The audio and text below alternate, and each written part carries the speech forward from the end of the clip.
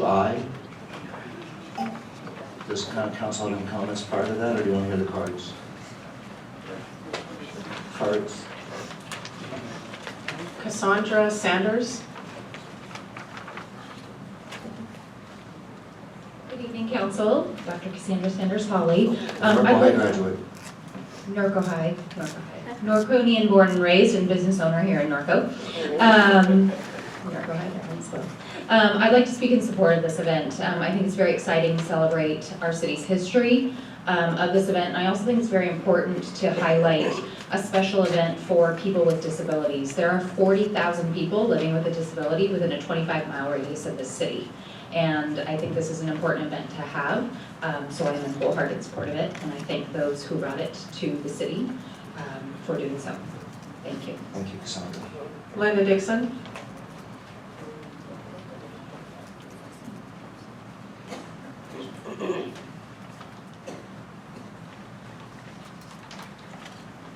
Good evening. I too would like to speak in support of this event. As you know, way back, and I'm talking about the hotel and the historic district, the very first wheelchair basketball tournament was held in this community. It was held and it serviced our veterans, and it continues to do that to this day.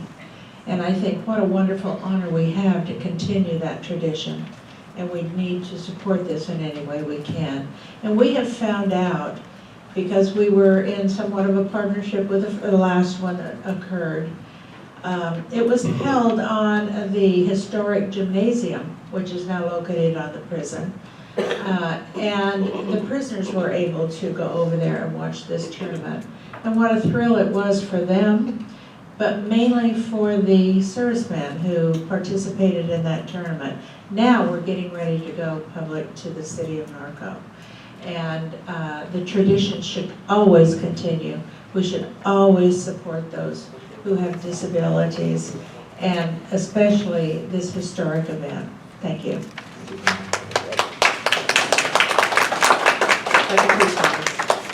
Bringing it back to council. The only comment I have, of course, is just that we did this 2 years ago, and we brought in two BA teams that played at the gymnasium, which March 18, 1947, the very first organized game between two paraplegic teams in history took place. And you would have thought that those prisoners, many of whom were incarcerated veterans, were watching the national playoffs.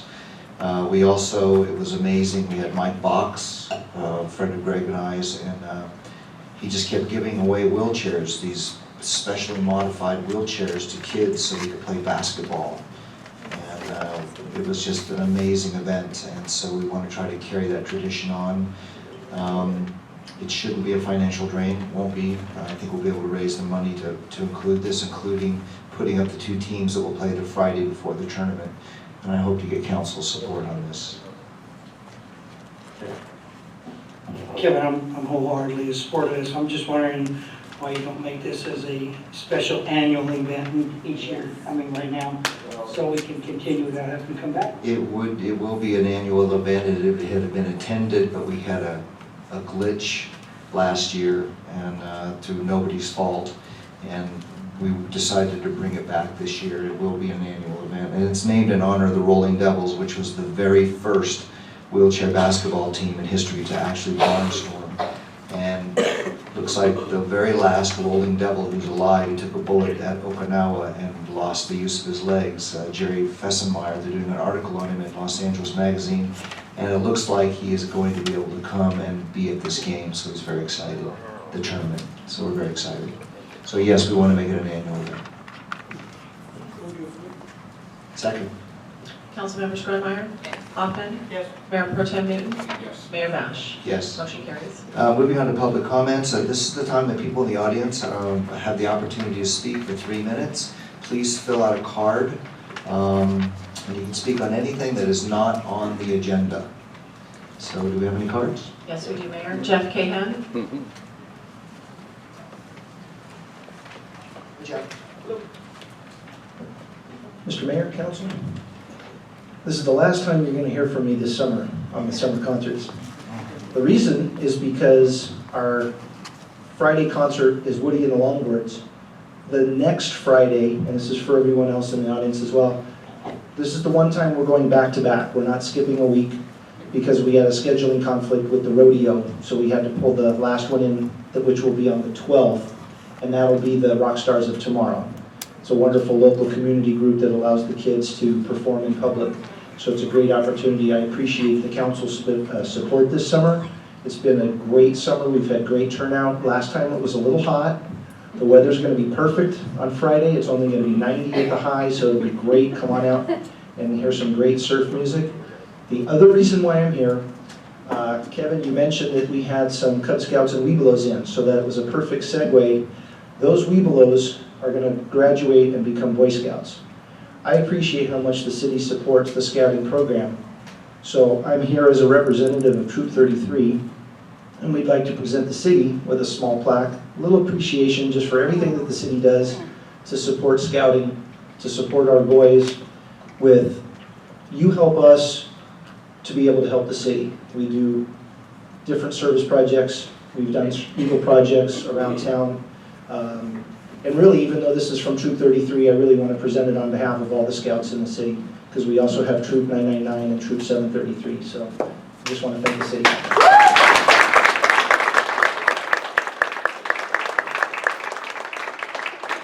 I accept this as a former member of Troop 33.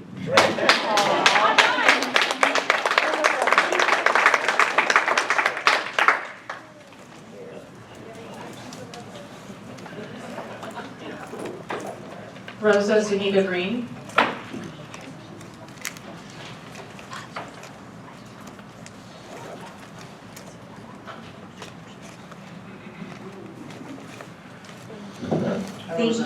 Thank you. Hello. First of all, I'd like to thank Lieutenant Riddick for following up on having Sergeant Del Valle give me a call. And we've spoken twice since the last council meeting of 7/29 in regards to the no parking signs up in the hills and throughout the golf course area. At the time I had spoken to him, he did not have information as to how many tickets had been written in the area. In follow-up conversations, as of Friday, 7/29, there are 8 tickets that have been written, which is great, and we have seen one of those be written. However, I come to you with the information that those tickets are only valued at $26. Most of the people that are parking up there, I'm informed they're only valued at $26. Most of those people that park up there, can't afford to pay $26 for a night to be out of that area. And I think it's kind of a joke. And I don't think that it's going to be taken very serious. And anybody can afford to pay a $26 ticket. So I come to you with the consideration of, I first said $500. I've spoken to somebody else, and they said, well, maybe that's a little harsh. Okay, so I asked how the fines are, are evaluated, or how they're imposed, who makes the decision.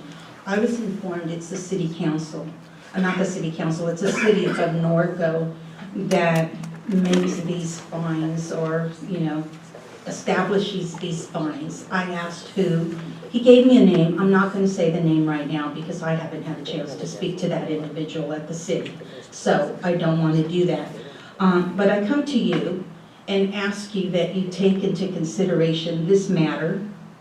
Start the tickets out at $250 for the first offense. Second offense, have them go up to $500.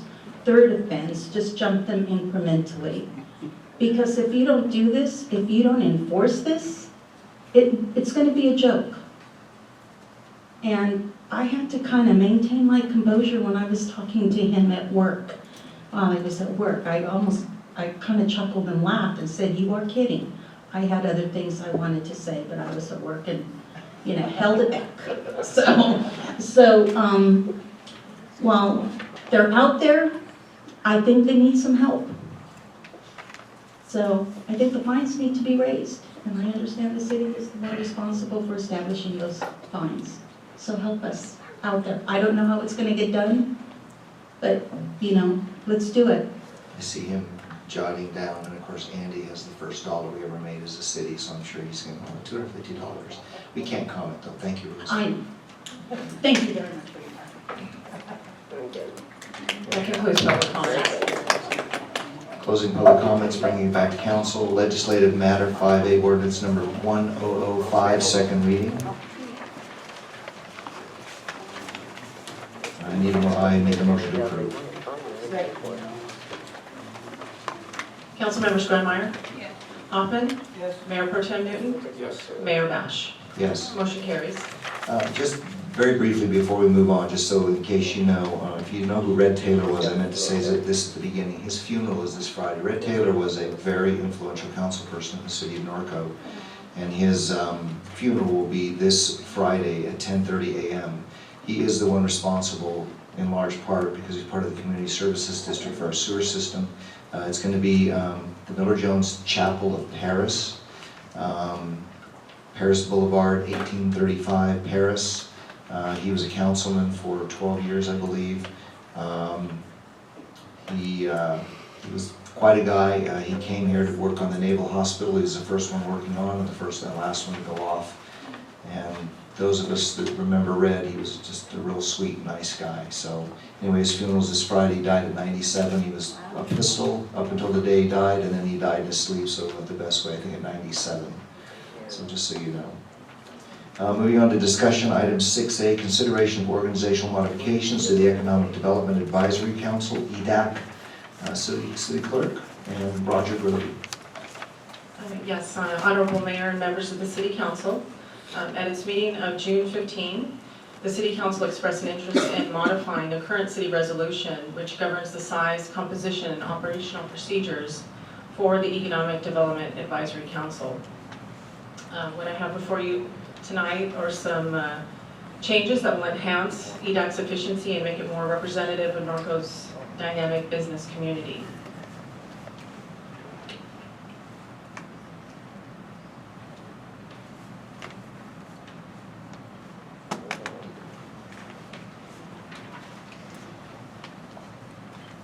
So what you see before you there on the screen is the current composition of EDAC and then what is being proposed to the City Council. Currently, EDAC is composed of 11 members. Staff is recommending 9 members. The membership is comprised of 1 Norco area chamber representative, 2 City Council members, and 8 at-large members. What the staff is recommending is to, of those 9 members, to maintain 1 permanent representation for the Norco Area Chamber of Commerce. The remaining 8 would be up for council consideration. Currently, the membership is selected from the business community. In the resolution, it stated that the members should have a significant stake in the success of the business community.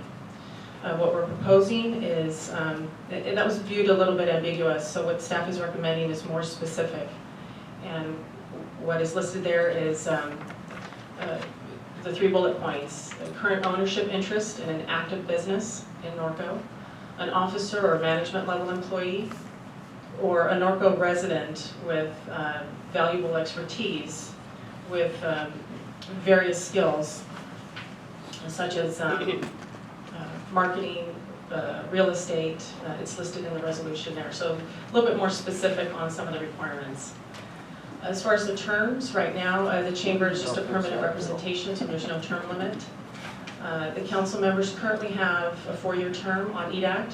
What staff is recommending is 1-year term, and this would be consistent with when the council considers appointments to various agencies at the end of the year, every December. And so we're looking at maybe changing that to a 1-year term. The at-large members hold 4-year terms, and we're not recommending any changes there.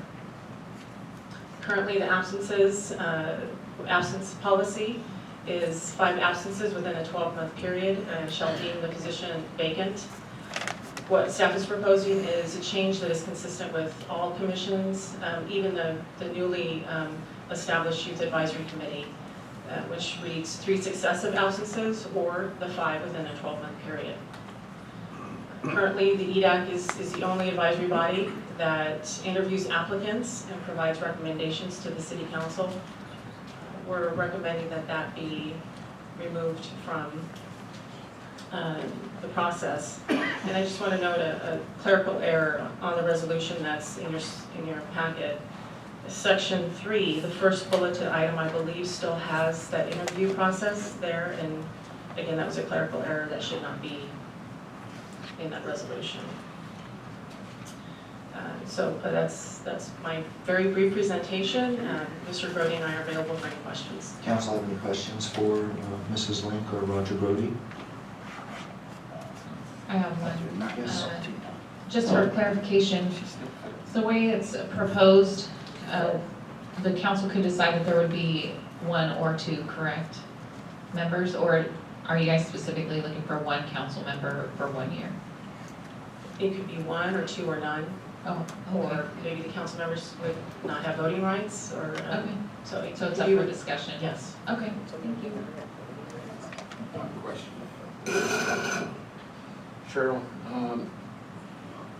with this resolution, are we looking to reduce the members from 11 to 9 at the end of their terms, or right now?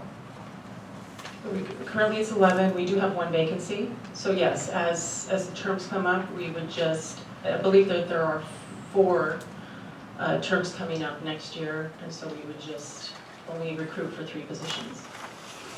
Or, yes, depending on the membership that the council decides on. And we have cards from the audience. No cards on this item. Good. Well, Robin touched on it, and because I know your expertise in this, if there were council members on there, they could be on there without a voting privilege, correct? Correct. So if we were to, I'm just thinking out the top of my head here. So if we had we kept it to year 9, and then the 2 council members that were there that are currently on, like we have the 11, they didn't have voting privileges on there, we still be at 11. I'm worried about the tiebreaker situation that we have, and then the fact that we have a lot of subcommittees, and it's hard for us to get all the subcommittees to meet now. We have one gentleman that probably is on 3 very active subcommittees, and he gets beat up. So I'm just trying, but we can, the council members can be on there without a voting privilege, correct? Yes. Having served on that a long time, we actually don't vote that much anyway. I wouldn't have a problem with that. It's mainly, at least my experience has been, we get a lot of projects done. We got all the videos done now the second time. The bridge, we've done a bunch of projects, put together the whole Film and Norco campaign. I mean, there's a whole bunch of things that we've done there. It hasn't been one of those things. And if we did vote, it was something council was gonna see. We just kind of went, but I can't even think of an instance where that's happened. Can you, Roger? Except for the recent one. It's fairly rare that the council members would encounter a vote that would ultimately be heard by city council. And whenever that happens, of course, you typically abstain. It is, the EDAC is intended to make recommendations to council more frequently. And I know the current leadership would like to see that happen more often. So there could be more occasions in the future where the council members on EDAC are put in a position to abstain. So, but you know, whether the council members are voting members or non-voting, it's entirely at their discretion. I don't have a problem either way. I guess for me, considering the fact that the EDAC's purpose is to be advisory in nature and get some work done for the council, my preference would be to either not have a council person on there or it's solely in a non-voting position, because we want them to advise us. And I know with our advisory committee, it's more organic and seems to be free-flowing the less interference you have from the people that you're advising. So that's just my opinion. Unfortunately, the EDAC has actually been council-driven.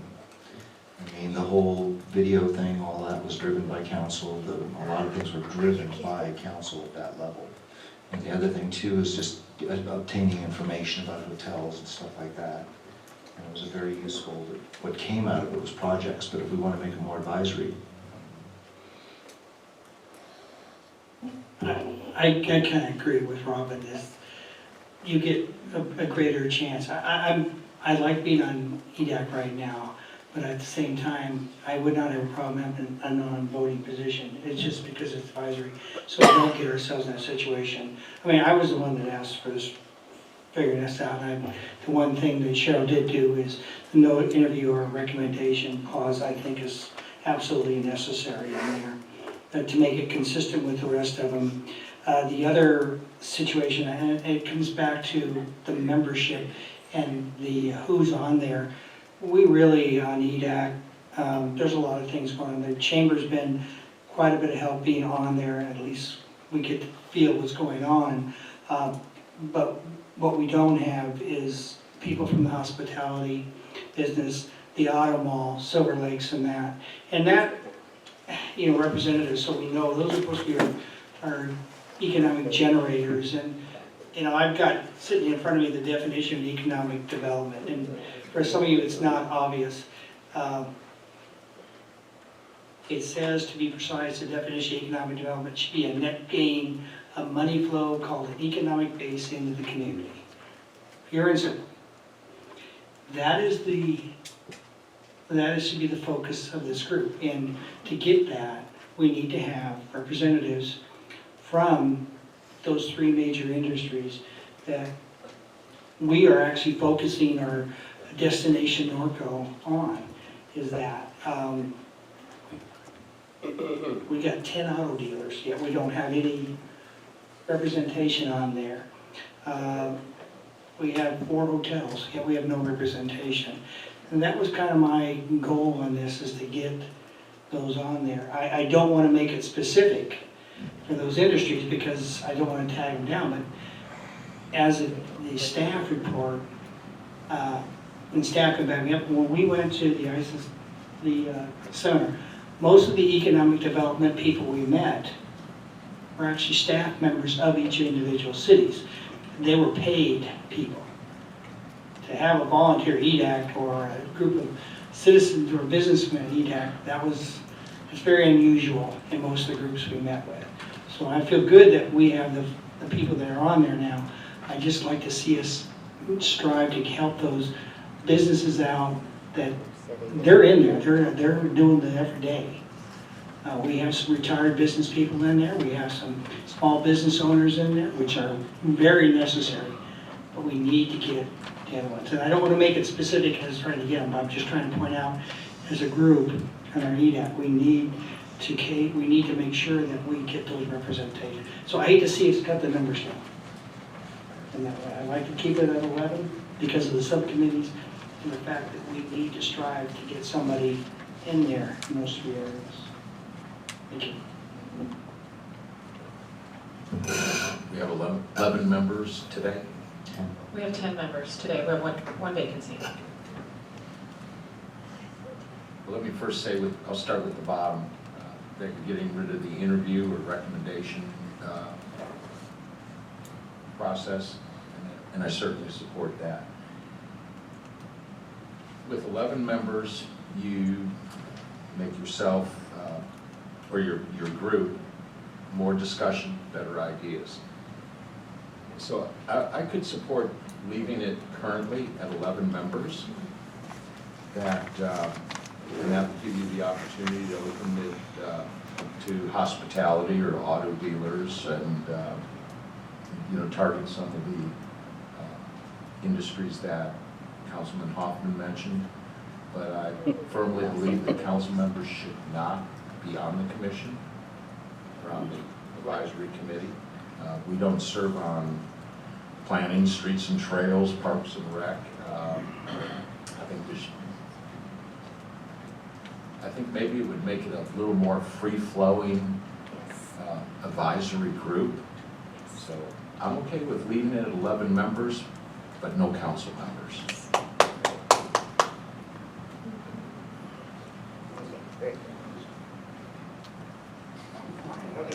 Is that a motion? Is that a motion? I'll make that motion. But, well, let me ask the question too, that, I guess it goes back to my first one, is this gonna run out, I mean, terms? Council members right now are at 4-year terms, Correct. okay? Don't take it personally, but I want to see you off this commission in less than 4 years. Unfortunately, there's case law which says that when you appoint somebody to something for a term, that they're entitled, even if they're no longer on the city council, to complete the term. So in theory, somebody goes off the council, they still have 4 years, and there were 2 of them left, and they said that they want to. Actually, I represented a city once where the guy was recalled, and he was just so PO'd that he sued to make sure he stayed on the commission, which was giving him some money. And answer them if I can. You've got 4-year, but we get every December, Yeah, we pick every year. we pick every year. So it's not like, yeah, we get just it rolled over, but we actually go through it. In January, December, we actually get appointed those. So in December, we could say, no appointment? No appointment, that's fine because of that, yeah. Well, what you do in January, it depends if you have either vacancy, or what you're going to do it, or if a term is expired, otherwise it doesn't come back to you. When the term expires, then you get to see whether or not you should reappoint that person.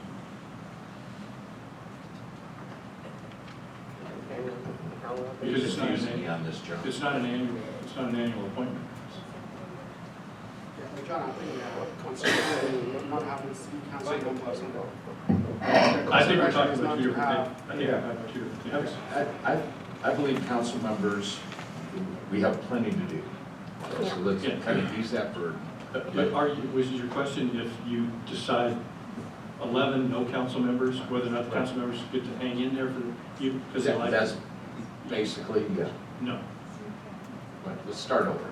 No, they- 11 members, Yeah, no, they can- no council members, but the council members that are serving now, if they have a 4-year term, are they still there for 4 years? No, because the constituents have changed. Which would then be in November when we do all our committees and subcommittees and appointments. Yeah, well, it depends on when you want to make it effective, but. Or we do it in Say November. beginning tomorrow. December 1st.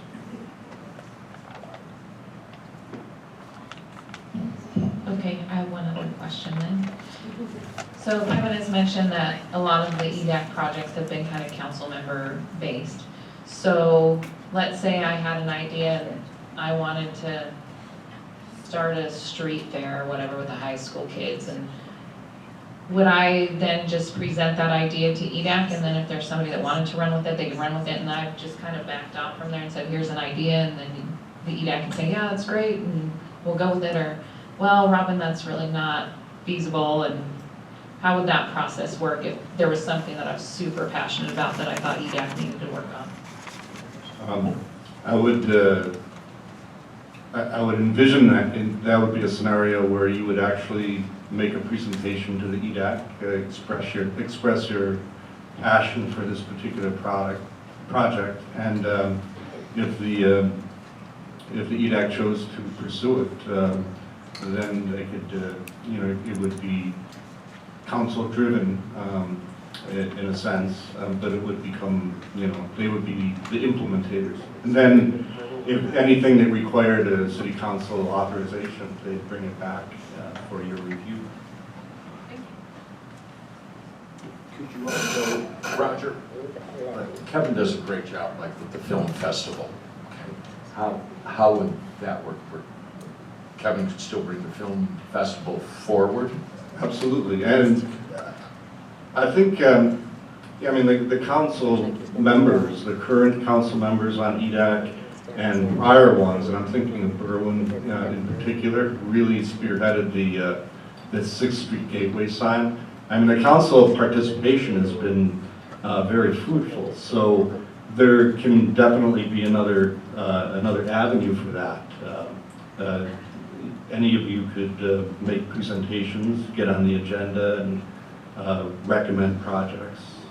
There'd certainly be council participation. It's an issue of skill sets. It's an issue of skill sets. And it's an issue of skill sets.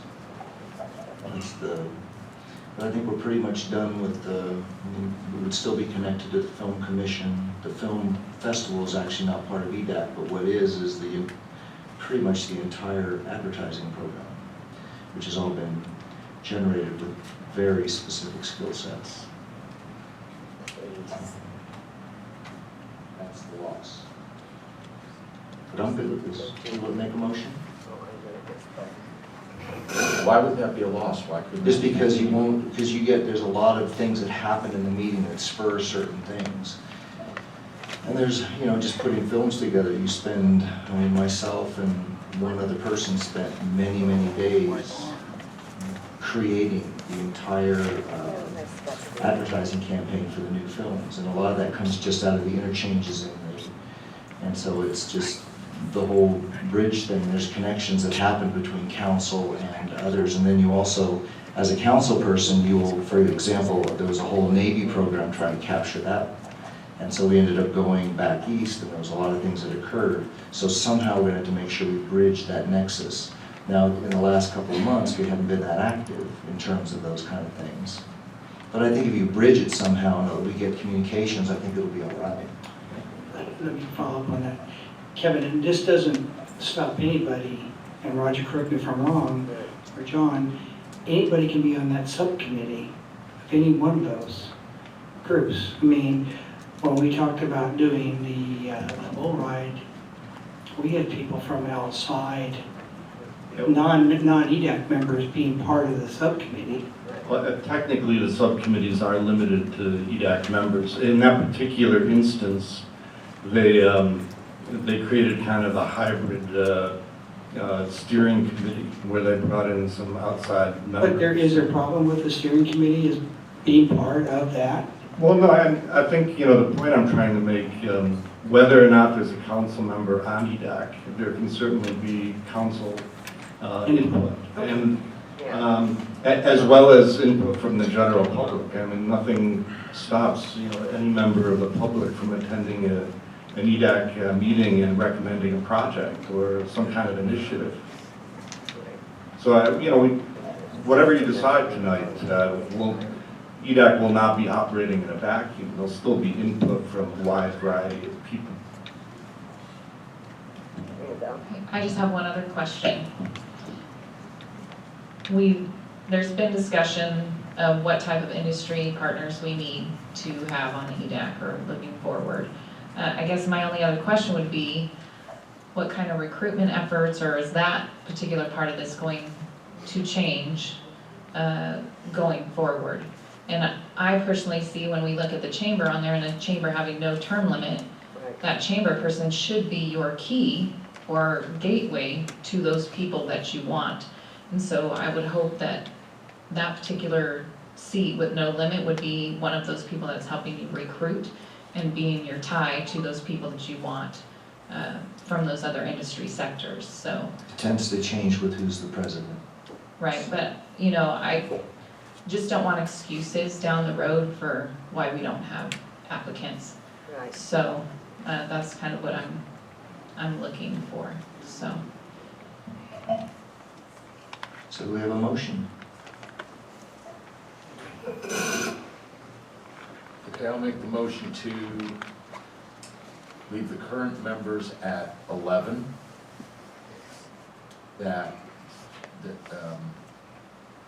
Let's say December 1st or November, when we do rearrangement of committees, that there will be no council members appointed.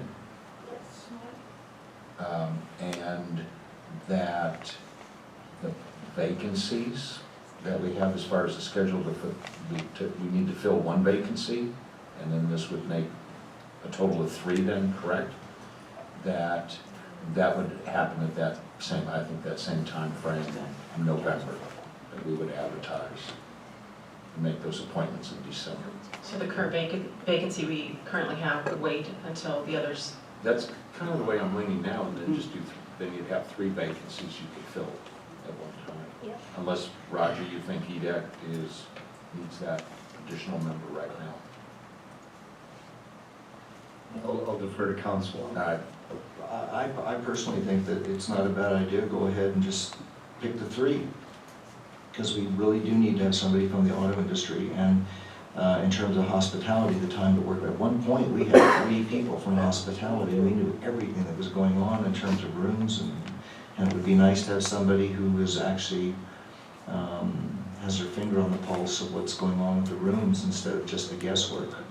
And one of the problems, just so you know, that we have is that when they give information to the council, it's only as good as the person that collects it.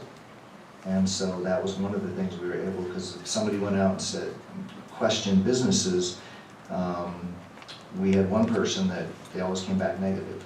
And we started looking at how the questions were being asked, and it turned out that the way they were asked was indicating the result we were getting. So we had to hone and touch all that stuff. But I would be in favor of going ahead and just starting now, start the process. I don't know how you feel, Ted.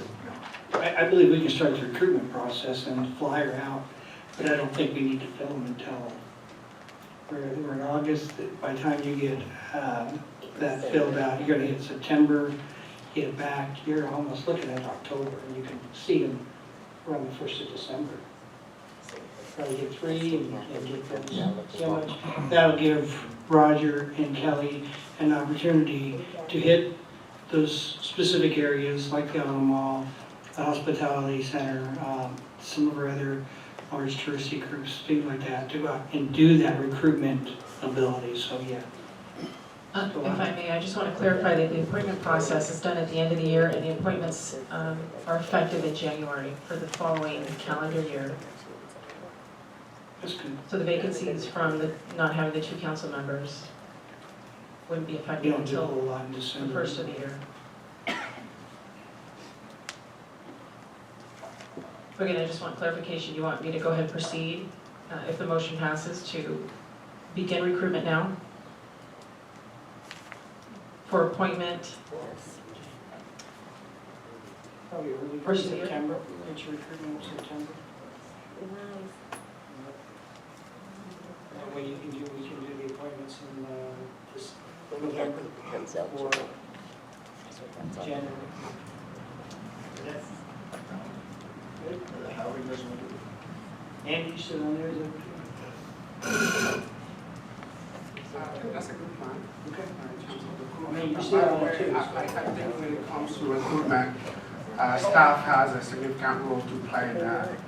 In particular, I have good relationship and good contacts with the folks at the auto mall, and similarly the folks at the hotel industry. So we can certainly do that outreach and to recruit more business people into EDAC.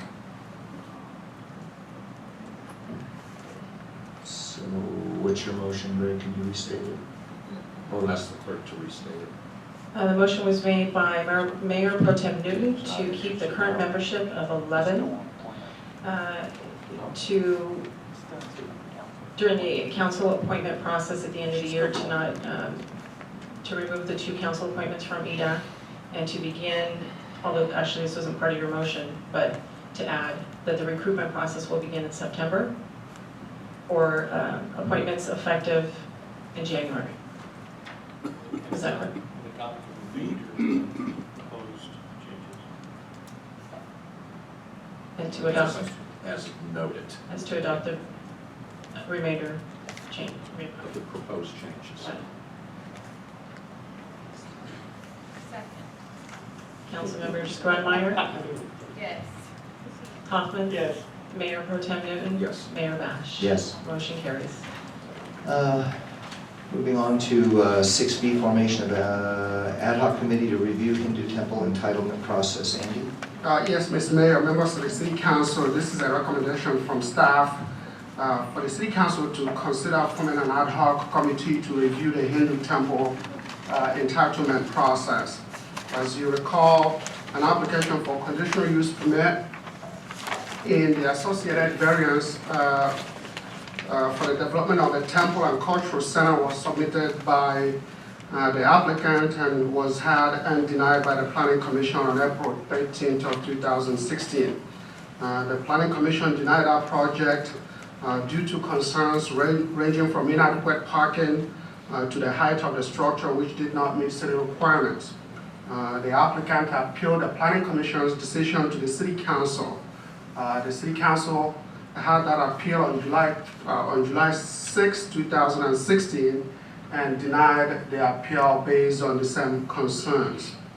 Following the denial of that appeal by the City Council, the Press Enterprise published an article on July 15th that where proponents of the project at least claimed that the City Council's denial of the project was based in part on cultural discrimination.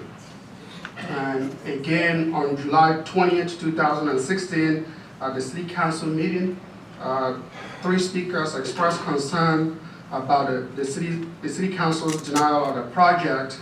And furthermore, they claimed that the denial of the project is a possible infringement on their First Amendment rights. One of the speakers during that meeting did indicate that this matter has been referred to the American Civil Liberties Union.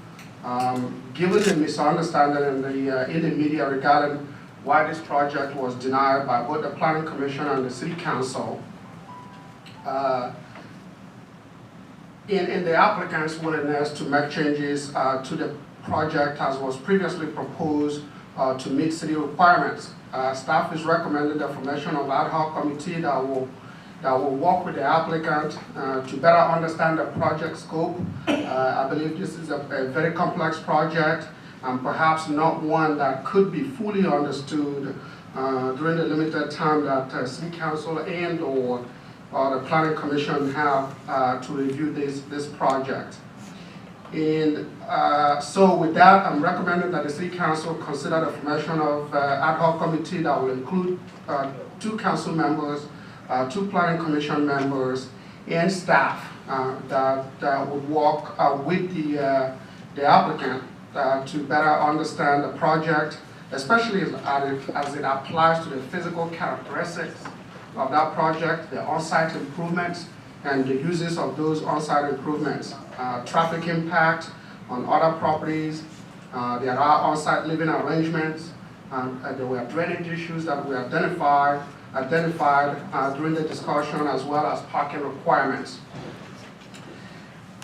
The other option that the City Council could consider, which is a less formal process, would be to allow for the city manager to approach this from a business advisory group perspective. This is something that we have done many times to address situations where we have significant business issues. And as a city manager, I have worked with a couple of city council members as well as staff to address issues pertaining to code issues and come up with recommendations and then subsequently make recommendations to the City Council. This process is less formal than an ad hoc committee process. So one of the options that this might be an option that the City Council might consider in lieu of the ad hoc committee process. That is staff's recommendation. With that, I can answer any questions. Does council have any questions for staff? Great. Now, question for Steve, just one to start. When before a formal application is made, but I'll still call the applicant. Did this applicant or any applicant, did they have the ability to meet with you and your planning staff for a scoping meeting to discuss the magnitude of the project. Yes, we had a project review board meeting with representatives from all the departments that have a say in entitlement processing and code requirements. And we did have one of those meetings. And there were several communications between individual staff members and the applicant as well. And this is before there's a formal application for the project. They chose, I'd have to look. You can do one of two ways. You can either, for a project that an applicant feels might be controversial, they can have a pre-project review meeting where they don't pay fees, or they can just go into the project itself, pay the fees, and then we have a PRB meeting. It's the same meeting, it's just whether you do it before fees or after fees. And I don't remember what they did. Okay. But the pre-project meeting is available to any resident, any applicant. Yes. Thank you. Steve, this project first came, the applicant, in 2014, correct? Correct. During that time, when the applicant put the project in, was he given the full understanding of how this project would proceed and all the steps he would have to take to get it completed? Yes. Did he say he understood those? Yes. So this is not, go ahead. Well, he did understand it, and he disagreed with a lot of the things we were being questioned on. So there was a lot of back and forth trying to get it ready for planning commission. He disagreed with the procedure or the steps, or he disagreed with what your answer, your on the project itself? The project itself. Okay, but he understood, or the applicant understood the procedures that would needed to be done. Yes. And, I mean, this is not the first, from what the builder was up here, this is not the first time he's been in front of a city council or a planning commission to put things together, correct? I can't speak for him. Okay, but I mean, just, your word is, did he seem like he knew what he was talking about when he brought the project in? Yeah. Okay, all right. And it's been going on for 2 years, and it went through the ARC and everything, and he was given the information that came out of the Architecture Review Committee, correct? Correct. Before he even went to the Planning Commission. Correct. Okay. And then he fully understood what was going to happen at the Planning Commission. Again, I can't speak for what he Well, thought was okay, going to I happen. understand. But He he understood. understood the process. Understood the process. And let me, the plans that we received on the council, there were 2 sets of plans, correct?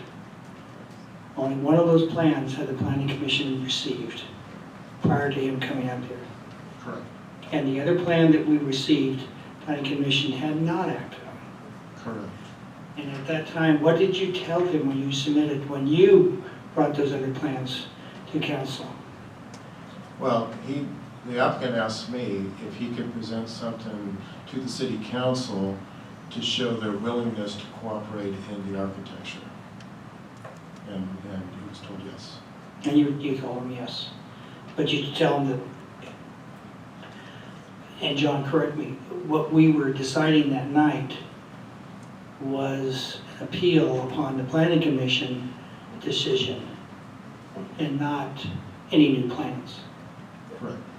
Yeah, I don't think any of that kind of stuff is disputed, and it really isn't the basis for the proposal. Oh, well, and yeah, I'm just throwing some history out here as to the formation of this. Okay, all right. And Andy, you can correct me, or John, or Steve, have we ever formed an ad hoc committee where after a council has appealed a decision or upheld a decision with the applicant to do that? Yeah, Or any- yeah, we actually have. Not exactly the same way, but when the Alair project was denied, we started sitting down with them. It wasn't a formal ad hoc committee, But we did start working with them on ways to redesign and come forward again with a different kind of project. But it was not a formal ad hoc committee. Okay, it was something that the city manager discussed. Right. Okay, thank you. Robin? Steve, I have like two questions that I wanted to ask. The first one, when the gentleman was speaking at the meeting, he referred to Lori several times, Yeah. which to me brought up the fact that he hadn't been in a while. So I guess my question to you would be, when was the last time that they were in, considering that that gentleman was referring to Lori? And then the second question would be, what kind of discussions would have been had with Lori regarding that particular project, or why would Lori have been involved in discussions on that project? There were a lot of meetings. The project did start when Lori was here, and there were a lot of discussions. Most of the discussion back and forth occurred with Sam, our deputy city engineer, I don't know what it is. But most of the discussions were between Sam and the applicant, and there was a lot of back and forth on engineering issues. The applicant didn't agree with what was being required of him, and was arguing that he never had to do that in any other city. And ultimately, he ended up doing it because Sam was able to show him it's a code requirement, and yes, you do have to do it. But it took a while, you know. That's why, I don't know why he referred to Lori, but, Okay, so. I was just using that as kind of a point of reference for when he had actually been working with city staff, because that's the only staff person that I recall him referring to. So from my decision point making, I was using that as a time reference for discussions. So, I thank you. think that would make sense too, because it looks like the conditional use permit was initiated back in 2014. I said the reference to Lori would probably make sense because the conditional use permit appears to have been initiated back in 2014. Right, which is fine, but I don't want to be told you've been working with staff when it was in 2014. That's the only point I'm trying to make.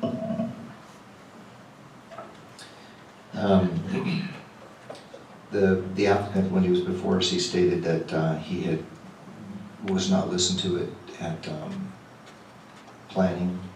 And so I'm a little concerned because when I listened to the tape, it seemed like they really tried to work with him. Would you say that's true? Yes.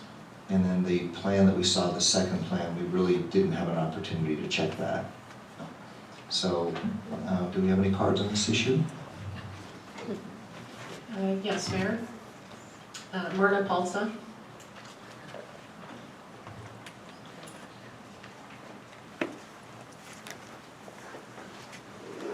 Okay, I have a question. It says that this committee will be made up of 2 city council people and 2 people from the planning commission, right? Is that, you can't answer, okay, that's correct. I was just wondering if maybe another thought could be, because since the vote was 5-5 from the, 5-0 from the planning and 5-0 here, that they might try to use that because you're putting 4 negative people together. I was just wondering, it wouldn't be smart on our part to add maybe a couple of citizens, maybe somebody that's been on committees like Linda Dixon and Pat Hedges or some of those people. So that you had 1 from planning, 1 from the city council, and 2 citizens that are, you know, in the know. That's just a suggestion. Okay, and also I just wanted to say that whatever you guys do, the city's behind you. And I want you to know that this is gonna set a new precedence. I think we all know whatever you guys do is gonna forever really change Norco as far as what the outcome is of this. But I want to thank you guys because it looks like you're doing everything possible to make this okay for us. So I just want to say thank you. Thank you. Can we enter public comments? All right, the attorney would like to speak. I think just so we understand the genesis of this ad hoc committee approach or Andy's approach, it wasn't a function of the fact that the project was denied. It was more that we had, the city council had come before them, quite a number of people from that community that said, that weren't at the meeting necessarily when it was denied, that said, you know, reach out to us. We want to cooperate. We want to participate in the city process. And we kind of felt that that was the biggest problem here, was that there had not been, I mean, clearly there's communication between staff and their hired guns, the engineers, as opposed to what appeared a community of people that were that religion that were asking us to reach out to them. This was an attempt to do that. It's not a suggestion that the project would, as certainly as it's currently designed, would never be approved.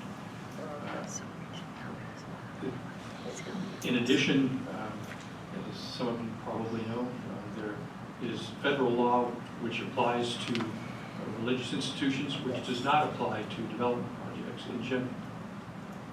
If this were a pure garden variety development project that the city council turned down, based upon the reasons they turned this project down, there would be no question that it would be subject to challenge. There is, however, a federal law which was passed in 2000 called the Religious Land Use and Institutionalized Persons Act, which applies to two interestingly defined groups. One are religious institutions, and the second are prisoners. Prisoners sue under the act saying that their speech rights have been violated by not having religious facilities in the prison. That's their side of it. And the religious side is that the federal government has said that no city may enact land use regulations which result in a substantial burden on the exercise of religion. But if they do, that there has to be a compelling state interest as to why they adopted those. You know, and I can see people, based upon that comment, shaking their heads at what he said. That's part of the problem, is that no cases have been particularly enlightening on what that means. I don't think, from my own perspective, from the testimony of the Planning Commission here, that there is a substantial burden.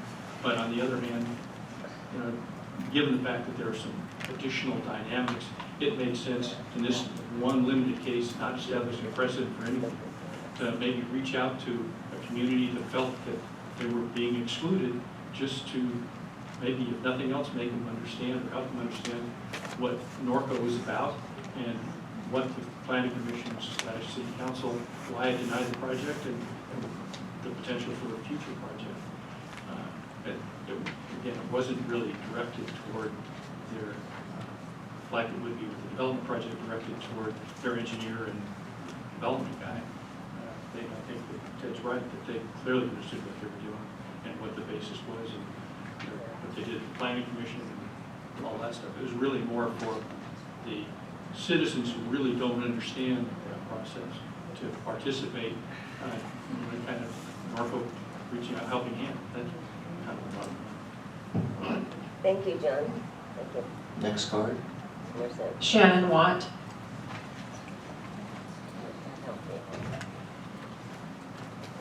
Good evening. Good evening. I live, hello to everybody. First of all, I'm speaking off the cuff because I didn't take notes. I didn't even plan on speaking, so bear with me, please. I live directly behind that hill. My neighbors' backyards, one of them backs to the Mormon church there. You can get a picture of where I'm speaking from, or where I live and how it affects our neighborhood. My other neighbor backs directly to the water tower there. I'm at the bottom of that hill, and we already have drainage problems coming from those neighbors up there. When they built an arena, for instance, we still get mud that flows down that hill. Serious drainage issues that I'm concerned about with digging into that hill even more. I just want to make sure that we are on top of their engineers to make sure that digging into that hill is not going to cause further problems for the neighborhood. That is a huge concern. Also, of course, as you've already stated, I did not recall seeing very much room for parking. And I believe it was the planning commission meeting, maybe it was the council meeting. There was a question asked as to, well, where are you gonna park all these people? Because it didn't look like there was going to be enough parking.